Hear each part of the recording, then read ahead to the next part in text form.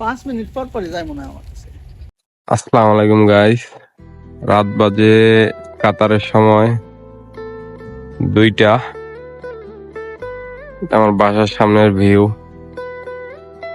কি অবস্থা ভাই? আলহামদুলিল্লাহ। এত রাত্রে বসে আছেন? এই তো বসে আছে আপনার লগে সময় দিতেছি বসে বসে। তা না হলে তো তখন ঘুমে থাকতেন নাকি? এতক্ষণ আর কি রুমে শুয়ে থাকতাম, শুয়ে ফোন চালাইতাম। ঘুমান কয়টা বাজে? তিনটে প্রত্যেক দিনই? এভরিডে।